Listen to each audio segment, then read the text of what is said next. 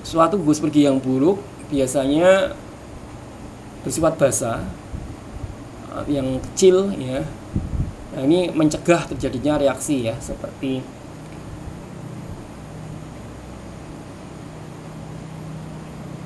OH, NH2, OR itu adalah gugus pergi yang buruk ya. Alkyl klorida, alkohol ethers, dan amina do not typically undergo SN2 reaction.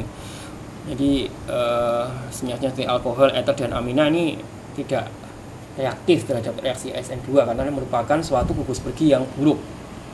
Nah, gugus pergi yang buruk ini dapat dibuat menjadi gugus pergi yang bagus ya. Jadi kalau kita mau merubah karakternya dari living group yang buruk menjadi good living group, nah itu harus diubah. Contohnya alkohol itu adalah OH itu adalah living group yang buruk ya, sehingga kalau kita ingin menggantikannya dengan living group yang baik, contohnya adalah gugus tosil klorida, nah, kita reaksikan dalam ether dan piridin, nanti akan menjadi tosilat.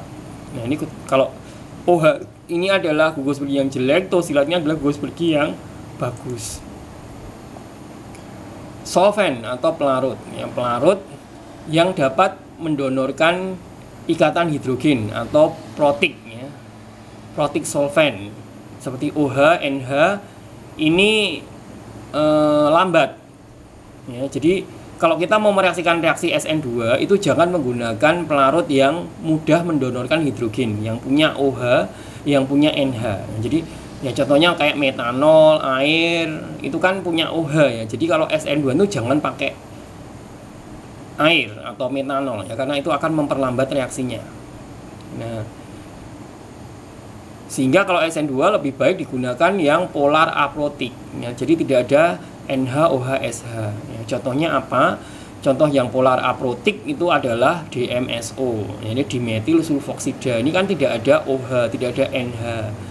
HMPA, hexametil fosforamida, DMF, dimetil formamin aseton, ini kan tidak punya OH dan NH. Jadi untuk SN2 pelarut yang disukai itu adalah pelarut yang tidak protik atau no protik. Nah, itu reaksi SN2. Sekarang adalah reaksi SN1. Bedanya dengan SN2, kalau SN1 itu lebih suka sterik ya. SN2 tadi kan tidak suka yang sterik. Dia tidak suka yang berjejal-jejal. Tapi kalau SN1 itu suka yang sterik ya. Suatu tertiary alkyl halida react rapidly in protic solvent by mechanism that involve departure of the living group prior to addition of the nucleophile. Jadi kebalikannya dari SN2. SN2 itu tidak suka sterik, SN1 suka sterik. Kalau SN2 itu pelarutnya non protik, kalau pada SN1 adalah yang protik ya. Nah, disebut sebagai reaksi SN1 karena ini mengalami step yang lebih yang beda ya. Jadi bedanya dengan SN2, kalau SN2 tadi kan bimolekuler, spontan begitu nukleofil masuk, keadaan metavalen sebentar, kemudian living group langsung lepas ya. Tapi kalau SN1 tidak seperti itu ya. Jadi SN1 ini karena dia sterik ya, dia harus melepaskan living groupnya dulu ya. Jadi living groupnya itu lepas, baru kemudian nukleofil itu masuk ya. Beda dengan SN2. Kalau SN2 tadi tidak sterik, makanya nukleofilnya langsung menyerang ya. Tapi kalau SN1 ini kan sterik ya, tidak mungkin nukleofil langsung menyerang, itu gugus perginya harus lepas dulu baru nukleofil akan menyerang ya. Nah ini contohnya di sini kebalikan dari SN2, yang tersier itu lebih cepat mengalami SN1 dibandingkan sekunder, dibandingkan primer. Nah ini step-stepnya adalah yang pertama, karena ini tersier butil bromid ya, tersier atom C tersier itu BR-nya lepas dulu ya, jadi mengalami ionisasi, BR-nya menjadi min, C-nya di sini menjadi plus.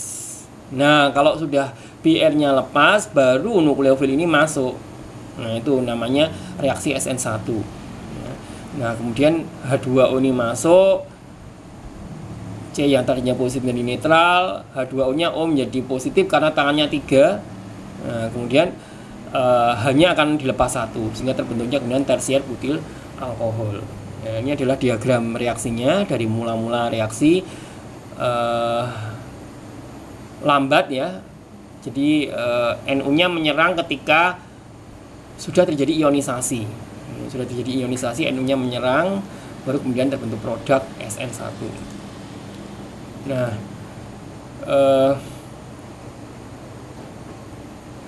beda dengan SN2. Kalau SN1 ini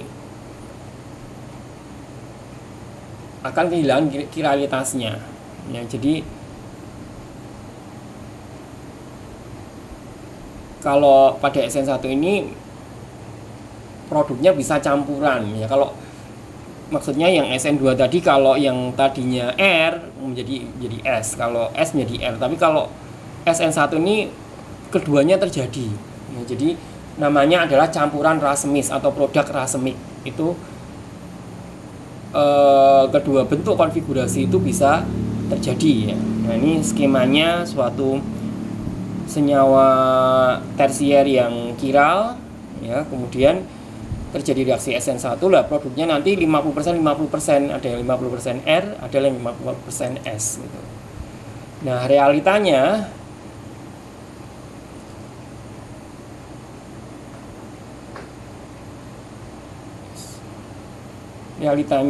carbocation is biased to react on site opposite leaving group. Jadi ketika leaving group itu lepas, yang tadi C-nya akan menjadi positif, disebut sebagai carbocation. Ya, jadi ini si nukleofil menyerangnya hanya bisa dari satu arah gitu ya. Jadi ini bisa kita lihat skemanya. Bagaimana terbentuk carbocation. Ya, ini lepas ya, gugus perginya lepas ya. Nah, kemudian ya nukleofilnya hanya bisa menyerang dari arah depan ya. Beda dengan SN2. Kalau SN2 bisa menyerang dari arah mana saja karena tidak sterik. Nah, ini contohnya R6-kloro-26 dimetil oktana ya. Ketika dia direaksikan dengan air dan etanol, klorinnya ini lepas dulu ya, karena di sini sangat crowded, C-nya lepas dulu, kemudian ya OH menyerang ya dari sini. Oh, salah keterangan saya. Kalau SN2 itu hanya bisa dari belakang, kalau SN1 ini bisa dari depan dan bisa dari belakang. Makanya produknya adalah produk rasemis ya, campuran antara S dan dengan R. Ciri-ciri dari reaksi SN1 ya, itu saja kebalikan dari SN2 ya. Kalau SN2 itu tersier lebih jelek dibandingkan sekunder dan primer. Kalau SN1 tersier lebih baik daripada sekunder dan primer ya. Nah, kemudian efek leaving group ya. Kalau pada SN1 itu